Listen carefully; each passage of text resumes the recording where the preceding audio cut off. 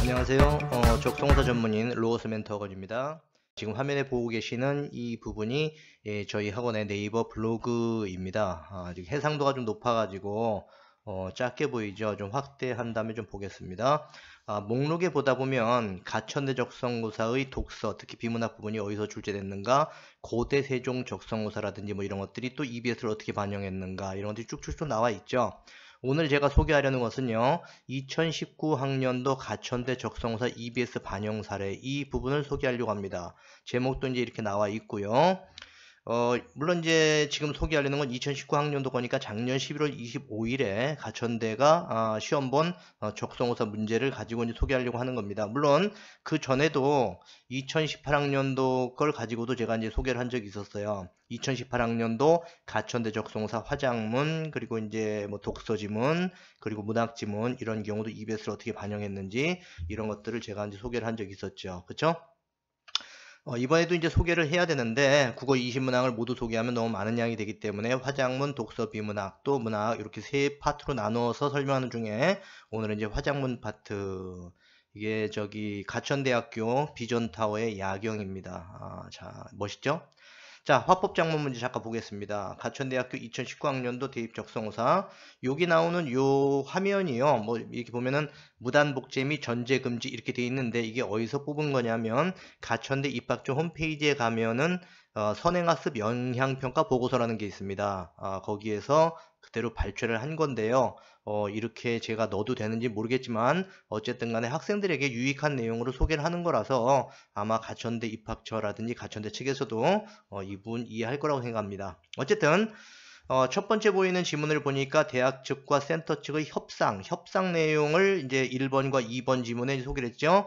그래서 본문 내용까지 이제 그 화면에 보이시는지 모르겠지만 대학 측과 센터 측이 서로 이렇게 협상을 하고 있습니다. 이 협상의 쟁점이 어떤 거냐, 적절한 길이 묶인 거 이렇게 돼 있는데, 중요한 건 이 협상 내용이 어디서 발췌된 것이냐, 이게 중요한 거죠. 작년도 EBS 수능 특강의 306쪽에 가면 실전학습 2회가 있는데요. 여기에 화법에서 뽑은 겁니다. 그래서 협상 이전의 상황 요 부분은 빼고요. 두 번째 밑에 있는 대학 측과 센터 측의 대화, 먼저 B센터 교육 실습을 하는 것에 뭐 이렇게 나와 있죠. 여기다 한번 볼까요? 먼저 B센터 교육 실습에 동의해 주셔서 감사합니다. 뭐 이렇게 나오고 있습니다. 동의해 주셔서 감사합니다. 이렇게 나오고 있죠. 그래서 요 부분의 내용을 가지고 가천대 맨 처음 화작문 1, 2번 문제는 구성이 됐다는 점 학생들 알아두시고요. 지금 이렇게 내려가고 있는데 이 내려가고 있는 내용들은 전부 다 EBS에 들어있던 내용들입니다. 다음에 뭐 문제까지도 흡사한 부분이 있습니다. 그쵸? 그리고 두 번째 가천대 적성고사의 3번에서 5번까지 해당되는 건 작문 문제입니다. 가천대 같은 경우는 이제 화법이 1, 2번 두 개 나오고 3, 4, 5번에 이제 작문 문제가 나오는데, 특히 5번 같은 경우는 퇴고, 고쳐쓰기 문제입니다. 그래서 실제적으로 이제 문법 문제 성향이 굉장히 강하죠. 자, 어쨌든 간에 다음은 학생이 학교 신문에 기고한 글의 초고이다. 물음에 답하시오 나오는데, 지문 내용 보면 우리 학교에도 장시간 학습안에서 오는 피로를 빨리 풀어주고 했는데, 뭐 학습안에서 할 때 이때 되는 의존 명사이기 때문에 띄었어야 되는 건데 잘못된 거, 고쳐쓰기 문제, 퇴고 문제에서 이제 나오겠죠. 그리고 일으켜 했는데 일으켜 해야 정답이 되는 거죠, 이거는. 어쨌든 요 부분의 내용이 어디서 발췌됐냐면 EBS 수능 특강 화작문 교재 가운데 186쪽에서 발췌된 것입니다. 그래서 보세요. 여기는 지금 보니까 가글과 나글 이렇게 둘로 나뉘어져 있습니다. 그 가운데 가글 부분만 가천대에서는 이제 반영을 한 거죠. 그렇죠? 첫 번째 내용, 맨 앞에 있는 내용 보면 우리 학교에도 장시간 학습하는 데서 오는 피로를 풀어주고 뭐 이런 얘기 나옵니다. 그렇죠? 그래서 앞에 있는 가천대 지문과 똑같은 내용들이 여기 들어있다는 점 학생들이 알면 되고요. 다음에 이제 문법으로 넘어가 보겠습니다. 문법인데 문법은 모두 세 문항이 출제됩니다. 근데 이제 앞에 있는 장문의 퇴고 문제까지 포함한다면 실질적으로 문법 성향의 문제가, 문법이 세 문제 출제되고 문법 성향의 문제가 하나 더 추가돼 가지고 한 네 문제 정도 봅시다. 한번. 첫 번째 6번 문제입니다. 이르다라고 하는 거죠. 이건 조금 한번 작게 줄여볼게요. 한눈에 좀 들어오도록. 어휘 문제죠. 어휘 문제. 사전에 있는 이르다라고 하는 그런 그 단어를 1번, 2번 뜻이 있으니까 이거는 이제 동음 이의어입니다. 그리고 1번, 2번, 1, 2, 3, 4번 이렇게 되어 있는 것은 다의어라는 거죠. 그렇죠? 그렇게 해서 문제가 나왔는데 바로 수능 완성 62쪽에서 63쪽이니까 아마도 요건 유형편일 거예요. 실전편이 아니고요. 유형편에 보면 이런 지문이 있습니다. 이르다 1, 2, 3. 그렇죠? 그래서 동음 이의어 3개가 나와 있는데 가천대 같은 경우는 2개만 발췌한 거예요. 너무 길어지면 학생들이 못 풀지 않습니까?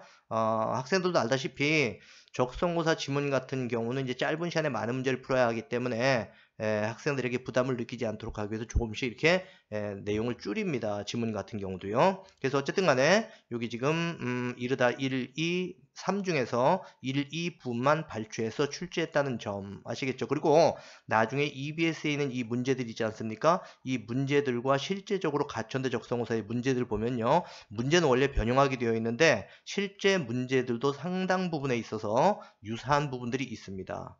다음에 7번으로 넘어갈게요. 7번 보면 보기를 읽고 탐구한 내용 했는데 용언의 어간과 어미 예사소리가 만나면 뭐 이렇게 나갑니다. 그런데 뒤에 넘어가다 보면 이게 EBS 수능 완성의 188쪽 실전 모의고사 3회분에서 발췌한 건데 용언의 어간과 어미의 예사소리가 만나면 똑같은 내용이죠. 그죠? 그래서 지금 보시면 된소리 대기와 함께 뭐 음절 끝소리 규칙, 자음군 단수나 뭐 이런 것들이 함께 일어난 경우를 찾으라라는 건데 이 밑에 있는 기역, 니은, 디귿에 있는 내용들이 바로 그런 내용들입니다. 그 내용을 약간만 변형해가지고 출제한 거죠. 그런데 밑에 보면 입고, 뭐 뱉고, 빚지, 업지, 짓지, 그 다음에 이제 뭐 밟고, 그 다음에 뭐 닥지 이런 식으로 해서 예문들이 이렇게 있지 않습니까? 이 중에 하나 고르는 거 아니겠어요? 그런데 실제적으로 여기 나와 있는 것들 가운데 일부는 가천대에서 이렇게 여기는 밑에 EBS는 표로 되어 있는데 가천대는 말로 바꿨습니다. 서술형으로 바꿨는데 그 중에 보면은 상당 부분이 아니라 거의 다네요. 거의 다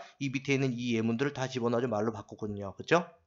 다음에 8번 문제인데요. 가천대학교 문법 문제 3개 가운데 마지막인 8번 문제는 항상 고전 문법입니다. 이제 중세국어에서 객체 높임법에 대한 문제가 나왔는데 이 부분은 학생들이 상당히 어려워하는 부분이죠. 그죠?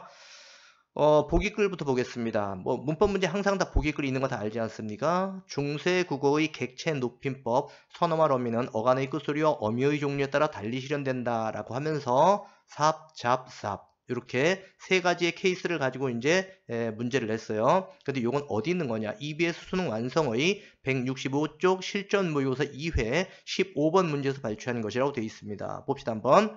중세국어의 객체 높임법 선어말 어미 삽은 어간의 끝소리와 어미의 종류에 따라 6가지 형태로 실현된다 해가지고 여기 1번, 2번 해서 설명이 되어 있는데요. 실제로 이걸 말로 바꾸면 이렇게 됩니다.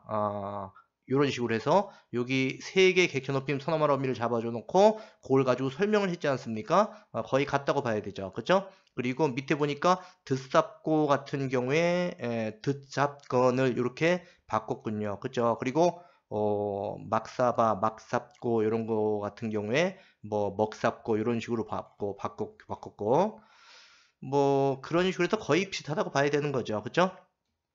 그래서 지금까지 2019학년도 가천대 적성고사 기출 중에 화작문 문제 1번부터 7번까지입니다. 1번부터 8번까지죠. 그쵸? 1번부터 8번까지 살펴봤는데 EBS 이 설명을 들은 분들은 아마 아실 거예요. EBS 내용을 제대로 공부했다면 가천대 적성고사에서 충분히 좋은 점수를 받을 수 있겠구나 뭐 이런 것들 충분히 알 수 있겠죠. 화법작문 같은 경우는 지문 자체가 쉽습니다. 굉장히 화법작문은 쉬운데 그나마도 EBS의 내용을 그대로 발췌해서 넣었다는 점. 그래서 오늘 설명한 건 이제 가천대 적성고사 EBS 반영 사례 중에서 화작문 부분을 이제 제가 설명을 했는데요. 다음번에는 다음번 동영상에는 비문학 파트가 어떻게 됐는가 이런 거 한번 소개해 드리도록 하겠습니다. 만약에 동영상 보는 것만으로 좀 답답하다 생각되시면 직접 저희 학원 로고스 멘토 학원의 그 네이버 카페에 들어와 보세요. 네이버 창에 이거 네이버 창입니다. 네이버 창에 로고스 멘토라고 5글자 치지 않습니까? 5글자 치면 맨 앞에 저희 학원 블로그가 나오고 그 다음에 이제 세 번째 저희 학원 카페가 나옵니다. 그리고 저희 학원은 뭐 저기 대치관, 강동관도 있고요. 대치관도 있고 분당관 있고 노원관 있고 여긴 안 나오지만 지금 마포관도 있고 이렇게 5군데가 직영관으로 운영되고 있습니다. 그리고 적성호사가 어떻게 출제된다 라는 거 이런 것들을 정확히 분석해서 적성호사만 전문으로 이제 학생들이 지도하는 곳이니까요. 그렇게들 하시고 이 동영상을 잘 살펴보시기 바랍니다. 오늘 설명은 여기서 마무리할게요. 안녕히 계세요.